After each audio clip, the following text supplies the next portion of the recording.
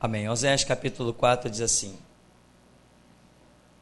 ouve a palavra do Senhor, vós filhos de Israel, porque o Senhor tem uma contenda com os habitantes da terra, porque não há verdade, nem benignidade, nem conhecimento de Deus na terra. Só prevalecem o perjurar, e o mentir, e o matar, e o furtar, e o adulterar, e há homicídios sobre homicídios. Por isso a terra se lamentará, e qualquer que morar nela desfalecerá com os animais do campo e com as aves do céu, e até os peixes do mar serão retirados.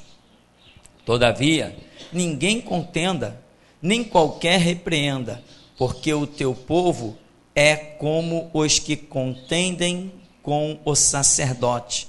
Por isso, cairá de dia, e o profeta contigo cairá de noite, e destruirei a tua mãe. O meu povo foi destruído, porque lhe faltou o conhecimento. Porque tu rejeitaste o conhecimento, também eu te rejeitarei, para que não sejas sacerdote diante de mim. Visto que te esqueceste da lei do teu Deus, também eu me esquecerei de teus filhos. Como eles se multiplicaram, assim contra mim pecaram. Eu mudarei a sua honra em vergonha. Amém. Você pode sentar. Aqui nesta passagem para nós, tão conhecida, Deus vem e fala: eu tenho uma contenda com os habitantes da terra. Mas nós não vemos Deus se dirigindo e cobrando dos habitantes da terra. Nós vemos Deus cobrando do seu povo Israel. E vai cobrando, pegando pelo povo e chega até o sacerdócio. Imagino eu que Deus está dizendo que tem uma contenda, que a terra vai se tornar em maldição, terá problemas, os moradores vão desfalecer. Deus está dizendo, porque não há conhecimento de Deus na terra. Ora, se não há conhecimento de Deus na terra, quem é o culpado? Aquele que Deus plantou, passou de si, do seu espírito, do seu conhecimento, e vocacionou esse alguém para levar a sua palavra. No caso aqui, toda a nação de Israel. E Deus está dizendo, não há conhecimento de mim na terra, a terra está se tornando em maldição. E a cobrança de Deus vem sobre quem? Sobre a nação de Israel, porque é quem deveria estar levando o conhecimento de Deus adiante. Ou seja, o que Deus está cobrando? Penso eu, muitas coisas. Claro que em Israel nós vemos primeira mão a prevaricação, ou seja, vocacionados para uma missão, mas não levam esta missão adiante, né? Em outras palavras, é o comodismo, porque mais adiante no verso 7 diz assim: tanto quanto mais eles se multiplicaram, tanto mais contra mim pecaram. Eu mudarei a sua honra em vergonha. Quer dizer, eles se multiplicaram, se consideraram fortes, se consideraram milhares e milhares. Israel aqui já poderia ser, para a época, uma nação de primeiro mundo, com a sua casa de armas, seus escudos, as suas fortalezas, a sua, para a época, tecnologia, o seu avanço bélico, dominavam os cavalos, dominavam as carroças. Aqui Israel já tinha aprendido experiências e mais experiências, já havia passado pelo Egito, já tinham aprendido como se confeccionava armaduras, confeccionava carruagens de guerra, arcos e tudo. Israel aqui era uma potência de primeiro mundo. E Deus está dizendo, eles se multiplicaram. O que eles fizeram? Pecaram contra mim, eles me abandonaram. Então, meu irmão, voltando ao primeiro ponto, depois eu volto ao verso 7. Ao primeiro ponto que Deus está cobrando da nação de Israel, né? O conhecimento e tantas outras coisas. Israel fez o quê? Caiu em comodismo. O que não pode acontecer nunca conosco. Tem pessoas que não entendem que a sua busca não é pelas suas ansiedades, mas pelas ansiedades do Senhor. Eu não sirvo a Cristo por causa das minhas vontades, eu sirvo a Cristo por causa das vontades dele. Ou seja, se eu estou aqui pregando, não é porque isso me satisfaz. Toda essa guerra que eu tenho feito no mundo inteiro, não é porque é o meu propósito, é o meu objetivo. Não, é porque é o propósito dele, é o objetivo dele. Ele me chamou para semear guerra, intriga e contenda. E eu acredito que tenho feito isso muito bem. Mas se alguém me perguntasse, o que você gosta de pregar? Eu diria, paz e amor, numa nice. Amém? Ou seja, Israel se acomodou. O trabalho de Deus que foi posto na mão dele, ele não levou adiante. São os chamados prevaricadores. Essa palavra é sempre dada com relação à nação de Israel, prevaricadores. Inclusive há uma profecia lá no livro do profeta Daniel que usa muito essa palavra, e é importante nós sabermos a respeito de quem Deus está falando. Prevaricadores é Israel, que não levaram adiante o propósito de Deus. Claro que hoje essa palavra já recai também sobre a igreja. A igreja prevaricou, a igreja não levou o propósito de Deus adiante, de proclamar a sua soberania, o seu absolutismo. A igreja fez alianças. Se temos aliança, não temos mais um soberano. Então a igreja também prevaricou. Mas nós, nesses últimos dias, com a restauração, estamos purificando a doutrina do Evangelho de Jesus Cristo, que foi manchada e contaminada como marca principal das Assembleias de Deus. Então, lá no verso 7, diz, eles se multiplicaram, ou seja, veio a bênção de Deus. Eles saíram de cativeiro, não tinha casa. Famílias todas destroçadas. Aí começam a buscar em Deus, Deus começa a abençoar, multiplicar, organizar as famílias, dar a casa, dar a terra, dar a semente, dar o pão. Eles estão naquela guerra, naquela peleja, todo mundo querendo acabar com eles, todo mundo cercando. A Bíblia diz que Israel sempre seria cercado de inimigos, isso é a lógica, porque o mundo jaz no maligno. Jesus mesmo disse que edificava a sua igreja contra as portas do inferno, ou seja, é uma luta constante, é uma guerra até o fim. Quando Israel se vê abençoado, multiplicado, com as suas casas, com as suas famílias, com as suas escolas organizadas, com as suas colheitas abençoadas, com os seus celeiros fartos, eles esqueceram que eram guerreiros de Jeová. Eles esqueceram que as espadas não poderiam ficar encostadas, esqueceram que os escudos não poderiam ficar abandonados, esqueceram que não poderiam deixar de treinar os jovens para arremessar as lanças e as flechas. Eles esqueceram que estavam em guerra, e aí eles deixaram de levar adiante a peleja de Jeová, que era levar adiante o conhecimento de Deus. Aí Deus vem e diz assim, na terra não tem conhecimento de mim, a terra vai usufruir de maldição. Mas quem é o culpado? Eu vou dizer quem é o culpado. Porque você, sacerdote, se esqueceu da minha palavra, eu também me esquecerei de teus filhos. Entende qual é, meu irmão, a sua missão? A minha missão? Eu não estou aqui pelejando pela minha casa, eu não estou aqui pelejando pela minha vida, eu estou aqui pelejando pelos propósitos de Deus. O propósito de Deus é alcançar pessoas na Argentina, por isso que ele criou a internet. Sabe quem inventou a internet? Projeto de Deus, meu irmão.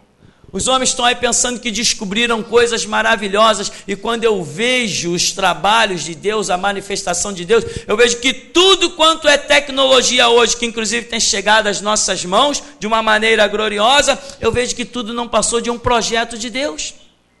Hoje, nós daqui do alto desse morro, pregamos além dos continentes. Porque Deus inventou a internet para os últimos dias, porque Ele bem sabia que nos últimos dias, dentro de uma igreja apóstata, profanada, corrompida, prevaricadora, Ele não teria muitos com quem contar. Então Ele precisaria de um, mas com este um levar a voz aos quatro cantos da terra. Por isso Ele preparou a internet. Ou seja, então, nós vamos sim nos multiplicar, nós vamos nos tornar fortes, tudo isso, mas nós temos que entender que trabalhamos por um propósito de Deus. Então, Deus nunca está satisfeito. Enquanto é tempo de a igreja estar sobre a terra, significa que Deus tem uma obra a realizar sobre a terra com a igreja. Se eu sou igreja e estou sobre a terra, existe um trabalho de Deus para ser posto nas minhas mãos. Existe um trabalho que Deus está me preparando, capacitando, me vocacionando, e a qualquer momento Ele vai dar nas minhas mãos a ordem para executar esse trabalho que Ele tem a realizar. Então, eu nunca vou poder dizer que estou satisfeito, que eu atingi um patamar, porque sempre que eu olhar para Deus, eu vou vê-lo sedento de almas, sedento de desfazer as obras do diabo, eu vou vê-lo sedento de realizar coisas sobre a terra. Jesus Cristo se manifestou para o quê? Para levantar, para erguer os vales, os abatidos, e para abater os outeiros, os orgulhosos. Então, o tempo todo, enquanto a igreja está na terra, Deus tem uma missão para cada um de nós. O que aconteceu com Israel? Quando estava bem, já não tinham mais fome, já não se via mais tantos inimigos ao redor, não ofereciam mais resistência para eles, eles se acomodaram. Estamos bem, somos muitos, os inimigos não vão querer nada contra a gente, deixa tudo de lado. Mas o propósito de Deus vem e diz: não, vocês estão errados. Vamos seguir aqui. Deus está dizendo, sabe o que tem na terra? Verso 2: prevalece perjurar, mentir, matar, furtar, adulterar, homicídio sobre homicídio, ou seja, tudo atitudes que correspondem de um cenário aonde a palavra não tenha sido ministrada, aonde a palavra não tenha sido ensinada. Aí diz: por isso a terra se lamentará, qualquer que morar nela desfalecerá, como os animais do campo. Verso 4: todavia, ninguém contenda, nem qualquer repreenda, porque o teu povo é como os que contendem com o sacerdote. Deus aqui está falando uma coisa importantíssima. Essa palavra aqui, essa versão revista e corrigida, ela é um pouco complicada de você entender. Este verso 4. O teu povo é como os que contendem com o sacerdote. Nas outras versões mais explicadas, está dizendo: o povo é tal qual é o sacerdote, ou seja, o povo é conivente com o sacerdote. Em outras palavras, o povo tem o sacerdote que merece. O sacerdote se corrompeu, mas o povo também está tranquilo, satisfeito. E o sacerdote não instrui o povo porque ele usufrui da maldade do próprio povo. Ou seja, um é lucro para o outro. Ambos estão muito bem, numa boa. Por que Deus está cobrando tanto do povo quanto está cobrando dos sacerdotes? Porque a responsabilidade de andar com Deus é pessoal. O conhecimento de Jesus Cristo, o conhecimento da Escritura, ele é dado a cada um que busca, a cada um que clama. Já teve gente perguntando: pastor, que seminário você fez? Eu disse: eu fiz seminário tal. Ah, é um bom seminário. Eu falei assim: se você está achando que eu prego, o conhecimento que eu tenho foi por causa de seminário, você está perdendo seu tempo. O meu seminário principal foi nos pés do Senhor Jesus, clamando, orando e pedindo: Deus, abençoa a minha mente para compreender a tua palavra. Hoje, todos os meus professores de seminário diante de mim não passariam de alunos. Então, meu irmão, o conhecimento de Deus é uma responsabilidade pessoal. E Deus está dizendo assim: o povo e o sacerdote, um merece o outro, porque ambos são transgressores. Você pensa que essas pessoas, muita gente já me disse assim: olha, tá, pastor, mas essas igrejas imensas aí, que estão sendo enganadas por líderes mercenários, o povo é cego, o povo não tem conhecimento, o povo é inocente, o povo não pode perder a salvação porque está sendo enganado por um mercenário. O meu Senhor Jesus disse que quando um cego guia outro cego, ambos caem na cova. Não diz que quando um cego guia outro, que o outro escapa porque foi guiado por um cego. Não, diz que um cego guiando o outro, ambos, os dois, caem na cova. Se cai na cova é porque cai na cova. Vai morrer, vai ser sepultado, vai perder a sua salvação. A salvação é para quem anda na luz, na verdade, não para quem anda enganado. Porque a Bíblia diz que ninguém comparecerá inocente perante o Senhor. Não tem desculpa. Quantos milhares de CD nós distribuímos dentro das universais? Quantos milhares de CD distribuímos na graça? Quantos CDs distribuímos e folhetos lá na Mundial do Poder de Deus, em que até os policiais prenderam os irmãos aí e disseram: não, vocês não podem distribuir isso aqui não, porque o apóstolo Valdemiro Santiago paga a gente para tomar conta aqui do quarteirão da igreja, ele não quer ninguém por perto.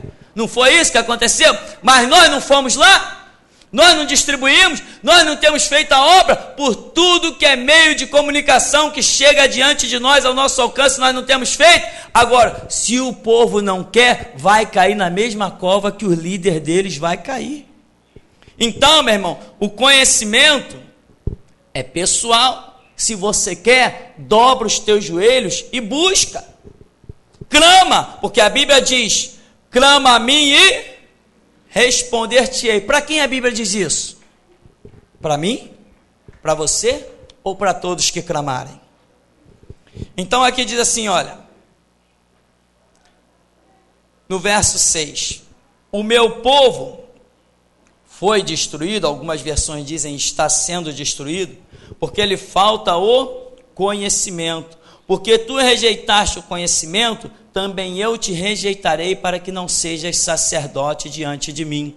Visto que te esqueceste da lei do teu Deus, também eu me esquecerei de teus filhos. Por que a Bíblia não diz assim? Porque tu te esqueceste da lei do teu Deus, também eu me esquecerei de ti.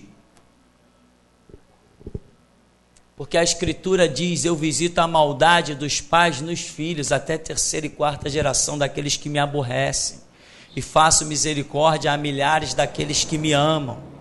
Há uma promessa de Deus, que se nós instruirmos nossos filhos no caminho do Senhor, é como se eles viessem na sequência, né? Lembra o que Deus prometeu para os reis do passado, para Davi? Se tu andar na minha presença, não faltará sucessor da tua linhagem que se assente no trono. Depois vem, promete para Salomão, e vai prometendo para todo mundo que chega. Existe um propósito de Deus, existem objetivos, mas se eu não ando na lei, automaticamente eu não ensino a lei. Então Deus já está mostrando, não só o sacerdote já está rejeitado, como até a sua descendência também seria rejeitada, porque faltou o quê? Conhecimento. Aí diz assim: eu me esquecerei de teus filhos. Por quê? Exclusivamente porque conhecimento. Meu irmão, você quer conhecimento? Nós passamos alguma coisa porque é projeto de Deus, passamos algumas coisas no culto, passamos algumas coisas no seminário, por estudo, e uma série de coisas e recursos que nós temos aí. Os livros estão escritos para gerar conhecimento. O conhecimento é muito vasto, é muito amplo, mas não se iluda achando que a sua responsabilidade pessoal de chegar na intimidade com Deus possa ser esquecida, possa ser afastada. Se você é um crente que se alimenta só dos trabalhos da igreja, você, me permita com clareza, é um crente inútil, que você não vai a parte alguma. Como eu já falei aqui, o conhecimento de misericórdia de Deus que eu tenho hoje da Escritura, o que eu sou, não foi dado a mim dentro de um seminário, não foi dado a mim só dentro das escolas dominicais, nem foi dado a mim só nos dias de culto, não. Eu tinha muito mais horas de oração aos pés de Jesus Cristo do que horas de culto dentro das igrejas. Hoje as pessoas se iludem. O culto foi 2 horas de culto. Poxa, eu passei 2 horas na presença de Deus. Então a sua intimidade com Deus tem que ser bem maior do que isso. A sua semana com Deus tem que suplantar isso. Senão você não vai ser nada, meu irmão. Você não vai despontar para a realidade. Você acha que você olha bem para a sua vida e vê se você vai desfazer as obras do diabo com a vida que você leva. A Bíblia diz: examine-se, pois, o homem a si mesmo. Você trabalha 8, 12 horas por dia e dá para Deus o quê? 4 horas de culto na semana? Que conhecimento está chegando na sua vida? Você tem que ter disposição, vontade de crescer. Você tem que querer ser um instrumento poderoso nas mãos de Deus. Esse é o nosso desejo. Cada dia que eu paro e olho, eu digo: Senhor, a população é tão grande. Levanta obreiros. É a minha oração. Jesus não pediu? Jesus olhou e viu a seara muito grande. Ele diz: olha, não dá para mim. Rogai ao Senhor da seara que envie trabalhadores para a sua seara. A seara é grande, mas os obreiros, os ceifeiros são poucos. Amém, meu irmão? Tem espaço, enquanto tem um monte de gente por aí batendo cabeça dentro das falsas igrejas, disputando lugar no púlpito, disputando lugar no microfone. Nós temos uma seara imensa diante de nós, só que Jesus não envia qualquer um. Esse que é o problema. Muita gente diz: mas pastor, eu quero tanto trabalhar para Jesus, e se a seara é grande, por que ele não me manda fazer alguma coisa? Ele só manda fazer quando está pronto, irmão. Não manda qualquer um. Aqui está dizendo: como se multiplicaram, assim contra mim pecaram. Eu mudarei a sua honra em vergonha. É o retrato das grandes congregações. Quando a congregação é pequena, meu irmão, o camarada está ali nos pés do Senhor, orando, clamando, buscando: Deus abençoa o meu ministério, Deus me dá entendimento, Deus me dá renovação, Deus não me deixa desfalecer, Deus me ajuda, Deus me ajuda. Daqui a pouco a congregação cresce, o camarada já se acha Deus, já não pede nem mais ajuda a Deus. A ilusão, a fachada. Aqui diz: alimentam-se do pecado do meu povo e da maldade dele tem desejo ardente. De quem a Bíblia está falando? Quem que se alimenta do pecado do povo? Os sacerdotes. Os sacerdotes, meu irmão, se alimentam do pecado do povo. Olha quantos pastores políticos tem hoje aí na sociedade, que se alimentam do pecado do povo. Sabe qual é o pecado do povo nesse contexto? São os votos. Cristão que vota para mim está em pecado. Eu nunca disse isso, né? Estou dizendo hoje pela primeira vez: cristão que vota está em pecado. Ele está dando voto de confiança a um homem que ele nunca viu, que ele nem sabe quem é, que ele não conhece. Ele está achando que um homem pode chegar lá em Brasília e, através da Constituição, fazer justiça sobre a terra. Ele está em pecado, ele está duvidando da ação de Deus. Mas não tem um monte de gente usufruindo desse pecado? Olha quantos políticos adentram as grandes igrejas por aí. Por quê? Porque eles sabem que os sacerdotes usufruem do pecado do povo. Sabe que aquele que o sacerdote apresentar: irmão, vamos votar nesse pilantra aqui, todo mundo vai votar naquele pilantra. Eles sabem muito bem disso. Se eles não soubessem, eles não iam lotar as Assembleias de Deus, principalmente aquela lá de Madureira, que é mergulhada na maçonaria. Aqui, por exemplo: por isso, como é o povo, assim será o sacerdote, e visitarei sobre ele os seus caminhos, e lhe darei a recompensa das suas obras. Comerão, mas não se fartarão. Entregar-se-ão à luxúria, mas não se multiplicarão. porque deixaram de olhar para o Senhor. Irmãos, eu quero ainda dizer um detalhe aqui para você. O meu povo, diz no verso 6, foi destruído porque lhe faltou o conhecimento. Porque tu rejeitaste o conhecimento, também eu te rejeitarei. Esse conhecimento, irmão, não é esse negócio de simplesmente citar Bíblia, saber de Bíblia, né? Que nem uma vez um disse para mim, eu conheço a Bíblia de capa a capa. Só que o camarada era presbiteriano. Não entendo alguém conhecer Bíblia de capa a capa e ser um presbiteriano. Era o tal do pastor aposentado, que eu sempre falo. Pastor aposentado, conhece Bíblia de capa a capa e era um presbiteriano aposentado. Não sei que conhecimento esse homem tinha. Talvez conhecesse somente a capa mesmo da Bíblia, a cor dela. Então, o conhecimento, irmão, não é você citar dezenas, centenas de versículos bíblicos. Não é só isso, isso é muito glorioso, sim. Não é só você conhecer os contextos da Escritura, as histórias bíblicas, não é só isso. Mas o conhecimento de Deus, meu irmão, é muito em especial você saber detalhes que a Escritura diz, como, por exemplo, a paciência, o esperar no Senhor, o buscar a face do Senhor. Tem pessoas que acham que realmente conhecem muito de Deus, mas estão sempre se atropelando, colocando os pés pelas mãos, colocando, como diz, o carro na frente dos bois. Estão se atropelando constantemente. E tem conhecimento do Senhor, mas tem alguns detalhes que a pessoa transgride, tem alguns detalhes que a pessoa peca. Tem gente que realmente tem conhecimento do Senhor, mas ainda não entendeu que quem tem que aparecer é o Senhor.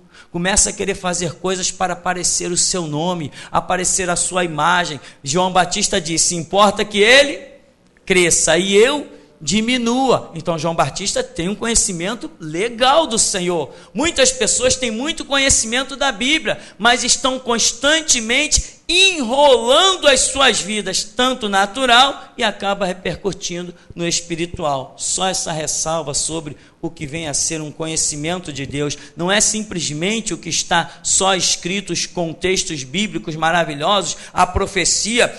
Eu interpreto todo o Apocalipse. Tá bom, isso é glorioso, mas você pode interpretar todo o Apocalipse e ainda assim tomar atitudes precipitadas, que o teu conhecimento de Apocalipse não vai te servir para nada. Então aqui diz, a incontinência, verso 11, o vinho e o mosto tiram a inteligência, o meu povo consulta a sua madeira, a sua vara lhe responde, porque o espírito de luxúria os engana, e eles se corrompem, apartando-se da sujeição do seu Deus. Sacrificam sobre os cumes dos montes e queimam incenso sobre os outeiros, debaixo do carvalho e do álamo e do olmeiro, porque é boa a sua sombra. Por isso vossas filhas se prostituem e vossas noras adulteram.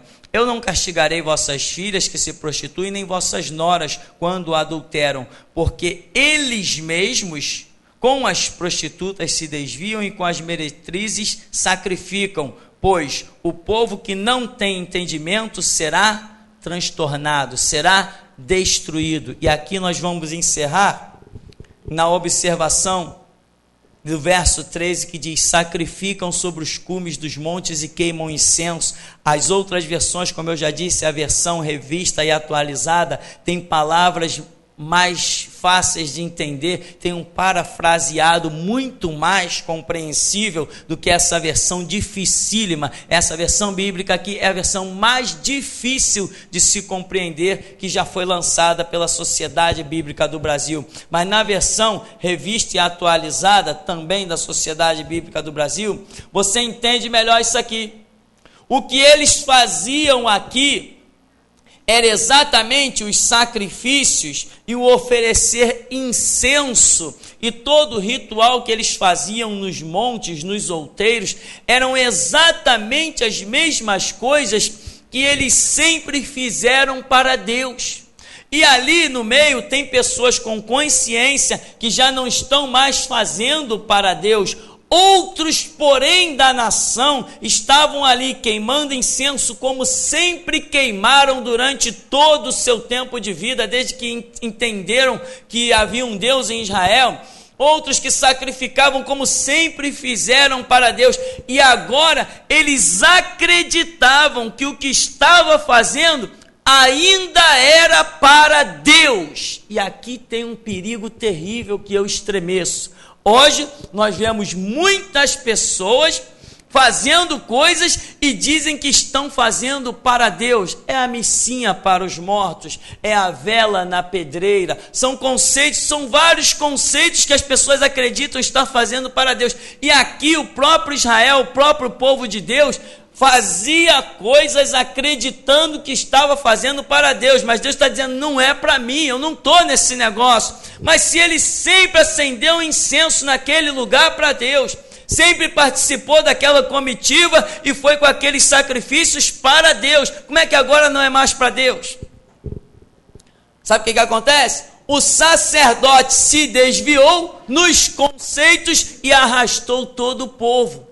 E é o que nós temos alertado neste lugar, que você tem que ter a visão aberta, o entendimento acurado diante de Deus. Você tem que ter compreensão da Escritura. Você não pode chegar neste lugar e ser guiado por homens. Você tem que aprender a ser guiado pelo Espírito Santo de Deus. Olha como hoje as pessoas estão fazendo correntes, campanhas, levando as suas idolatrias dos objetos ungidos para dentro das suas casas, carregando a maldição. E quando você diz o que é aquilo, elas dizem o que? É de Deus. Qual Deus? Elas dizem o Deus da Bíblia. E não é.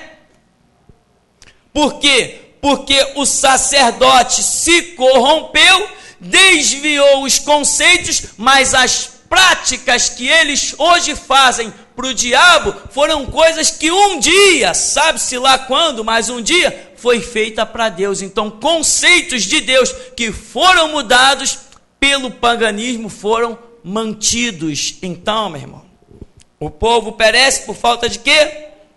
Conhecimento. Mais um detalhe que eu ainda quero te acrescentar nessa noite. Esse conhecimento é perigoso. Tem pessoas que estão mortas no conhecimento, pessoas que estão numa situação estática no conhecimento. A Bíblia nos revela algo chamado as dispensações. Dispensação é algo que muda toda hora, em cada momento Deus tem uma maneira de tratar com as nossas vidas. De repente Ele quer manifestar a dispensação da cura, quer manifestar a dispensação da libertação, quer manifestar a dispensação da denúncia. Ele quer manifestar muitas dispensações, são muitas maneiras de Deus operar nas nossas vidas. Então, tem pessoas que se sepultam em determinados conhecimentos, param de buscar a face do Senhor, não entendem que Deus tem novos propósitos, que Deus tem novos projetos, e elas começam a trabalhar com Deus de uma maneira correta, mas terminam de uma maneira errada. Exemplo, Israel. Israel servia a Deus da maneira correta, da maneira certa, mas mudou a dispensação de Moisés para Jesus Cristo. Israel não entendeu a mudança de conhecimento que lhe era revelado. E a respeito disso, desse exemplo, eu te advirto, todos os dias na nossa vida existe um mover diferente do Espírito Santo. Ele traz um mover diferente, ele te dá entendimento de uma situação, e ele vai acumulando dentro de você informações, até que ele te mude por completo de uma dispensação para outra. Deus não muda a dispensação bruscamente. Exemplo, João Batista. Tempo da lei. João Batista começa a pregar no tempo da lei, e ele vem anunciando a transição para a graça. Então não houve uma mudança brusca. João Batista tinha ali o seu ministério durante algum tempo, alguns anos. Toda a nação de Israel viu a mudança sendo anunciada através de João Batista, mas ainda assim a nação como um todo rejeita Jesus Cristo. Portanto, eu te advirto, meu irmão, nós no começo desse ministério nós dizíamos, irmão, as coisas não ficarão como sempre, por aqui tão calmas, tão tranquilas, porque eu sei que eu tenho um chamado de Deus, e esse chamado não é para ficar pregando paz e amor por aí, é um chamado revolucionário. Eu tenho revelações guardadas de Deus a respeito de coisas que Ele fará, e nesses últimos dias nós temos visto Deus mexer em coisas que ninguém antes de nós ousou tocar, ninguém antes de nós ousou falar. Nós hoje acusamos o sistema jurídico, temos trabalhos na internet denunciando o colapso do sistema jurídico, temos livros escritos. O que é isso? É uma mudança de conhecimento. Então, meu irmão, isto eu não aprendi na Bíblia, eu não aprendi no seminário, eu aprendi na intimidade com Deus. Lá no quarto, fechado, quando Deus falava alguma coisa, eu dizia: Senhor, que isso? É da minha cabeça ou é a voz do Senhor mesmo? Eu nunca pensei em ouvir isso do Senhor. E aí Ele que revela as coisas profundas, escondidas, Ele que revela todas as coisas, Ele que nos quer ver de pé, vai nos capacitando a compreender os seus planos e projetos. Amém, meu irmão? Então, eu quero que você guarde a palavra que vai dizer aqui na frente, no Oséias capítulo 6. Oséias 6:3 diz: conheçamos e prossigamos em conhecer ao Senhor. Como a alva será a sua saída, Ele a nós virá como a chuva seródia que rega a terra. Então veja bem, conheçamos o Senhor, mas prossigamos, ou seja, continuemos. Ele tem mais coisas a revelar. O que hoje nós sabemos de Deus é nada, estamos engatinhando diante da grandeza de Deus. Ainda não foi dito a nosso respeito o que foi dito dos nossos irmãos no tempo primitivo.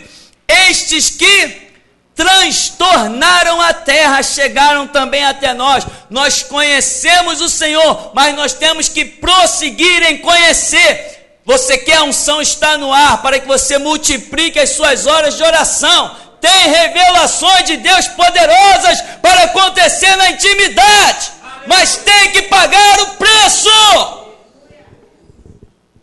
Não adianta dizer eu conheço o Senhor, o importante é prosseguir em conhecer, porque Ele é fonte inesgotável.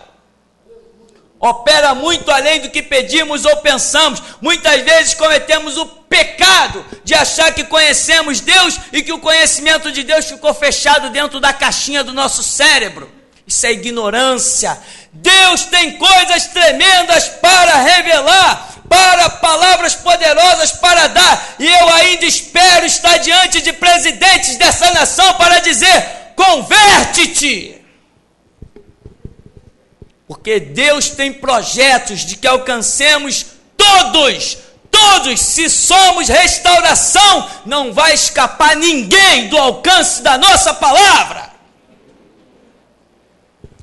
Olha o verso 6, Oséias 6:6, porque eu quero misericórdia e não sacrifício, o conhecimento de Deus mais do que holocaustos. Tem muita gente preocupada em dar coisas para Deus, dar coisas para Deus, dar coisas para Deus, e Deus quer que você receba dele, receba o conhecimento, receba. Quanto tem sido a tua hora de leitura bíblica? Ah, pastor, você falou isso no primeiro dia que você inaugurou a igreja. Pois é, então acorda. Quanto tem sido o teu tempo de leitura bíblica? Não, pastor, eu trabalho 8 horas por dia, quando eu chego em casa eu estou cansado. É mesmo? Que coisa triste, que coisa lamentável. Encurta a tua hora de almoço, encurta a tua hora de sono, encurta a tua hora de trabalho, faz qualquer coisa, mas não te esquece de Deus. Dá seu jeito, mas não te esquece de Deus.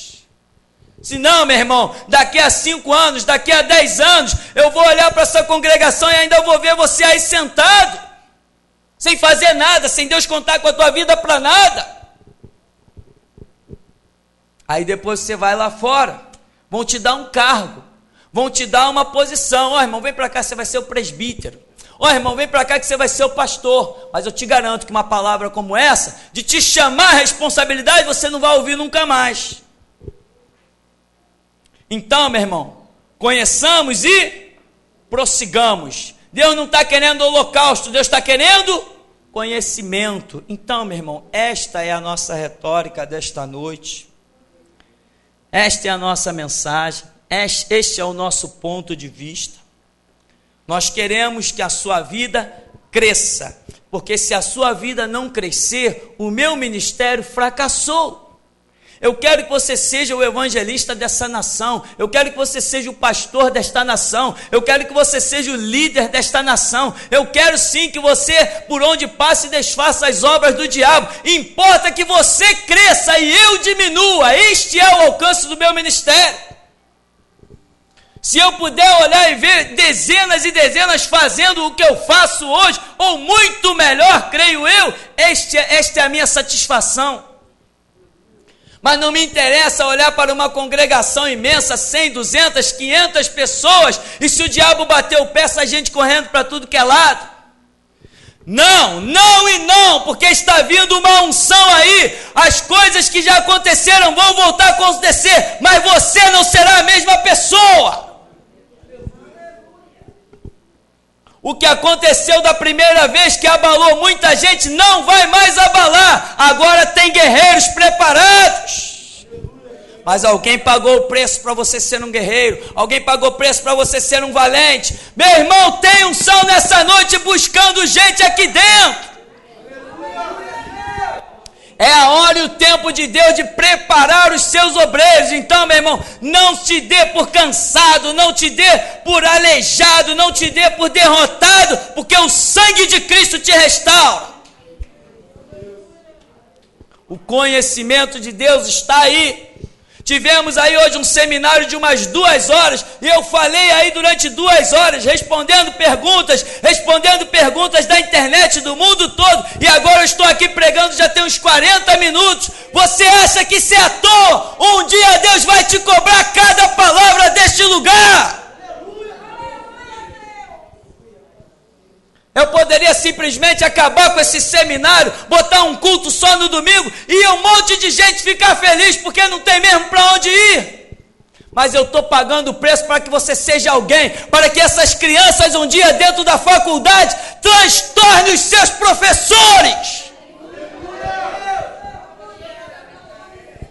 É por isso que eu pago o preço, é por isso que eu falo de conhecimento, porque eu sei o lixo que eu fui na macumba, na umbanda, no candomblé, no espiritismo, no catolicismo, e eu sei o que eu sou hoje com uma Bíblia na mão. Ninguém me resiste e ninguém me derrota.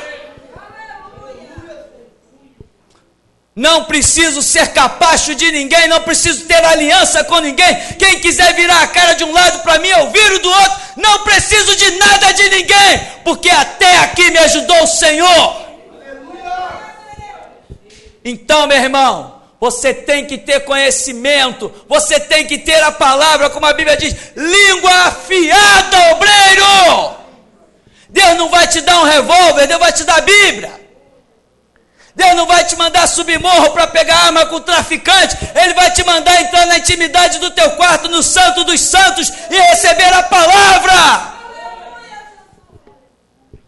Eu me desgasto, eu prego quanto tempo for preciso, eu gravo os vídeos, mas você, veja bem o que é que você está fazendo com cada palavra dessa, que você não ouve em outro lugar. Muitos já chegaram nesse lugar com mentalidade de igreja. Isso aqui não é igreja, isso aqui é restauração da igreja. O conceito assembleiano, o conceito batista, o conceito católico, o conceito de universal, graça mundial, isso aí é lixo, isso aí é Satanás. Aqui nós anunciamos Jesus Cristo, o revolucionário. Então, meu irmão, você é que sabe o que você tem feito com cada palavra. Uma vez eu estava numa igreja batista, tradicional, e apareceu uma missionária de fora lá pregando. E quando aquela missionária acabou de pregar, ela falou assim: olha, Deus está me revelando uma coisa. Deus está me revelando que hoje vai atender a 3 pedidos de cada pessoa que fizer dessa congregação. Eu falei, meu Deus, será? Senti a graça de Deus. Quando acabou o culto, eu fiquei quietinho, falei, Espírito Santo, me dá a graça para que eu faça os 3 pedidos, de maneira que glorifique o nome do Senhor. Enquanto eu estou ali pensando no meu primeiro pedido, já veio um estúpido bater no meu ombro e dizer assim, aí, amanhã tem futebol. Eu disse, para trás de mim, Satanás. É isso que é a igreja, meu irmão, é gente prosperando e gente caindo, é gente entrando no céu e gente entrando no inferno. Isto é a igreja, uma porta de 2 gumes. E eu disse ali, eu pedi algumas coisas ao Senhor, e uma que eu pedi a Deus foi o seguinte, eu disse, Deus, qualquer página da Bíblia que eu abrir, eu quero que o teu Espírito me revele o significado, e até aqui me ajudou o Senhor.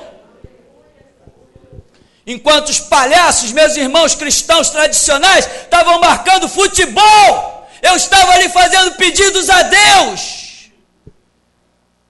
Quando a missionária terminou de pregar, a igreja espalhou que nem formiga. Ninguém atentou para o pedido que ela disse que Deus ia atender, pois eu vi os meus 3 atendidos.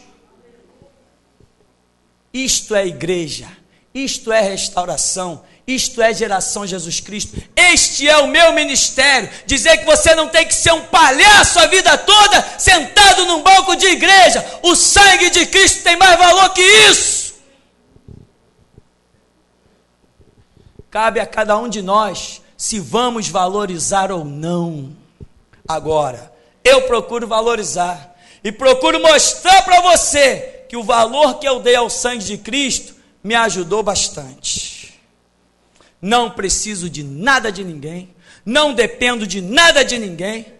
Tenho um carro na porta bom para me levar para onde eu quiser, viajo com ele se eu quiser, como do que tiver no mercado, tenho uma casa para reclinar a cabeça, se tiver frio eu tenho cobertor, se tiver calor eu ligo o ventilador. Até aqui me ajudou o Senhor, porque eu não desprezei a sua palavra. Não compramos para essa igreja o que ainda não quisemos comprar. A hora que eu quiser botar aqui uma bateria, um piano, um teclado, a hora que eu quiser botar eu ponho. Porque Deus é quem todas quantas são as suas promessas tem o sim. Agora, nós não podemos brincar com as coisas de Deus. Não podemos achar que, eu fui no culto, bati palma, cantei louvor, pronto, Deus está na minha vida. Deus não está na vida de quem entra na igreja. Deus está na vida de quem entra no Santo dos Santos. No santíssimo lugar, é ali que Deus está, não é a igreja, porque quando Ele arrebatar a igreja, tudo isso que você vê vai continuar aí. Amém, meu irmão? Conheçamos e prossigamos em conhecer o Senhor. E até aqui nos tem ajudado, Senhor.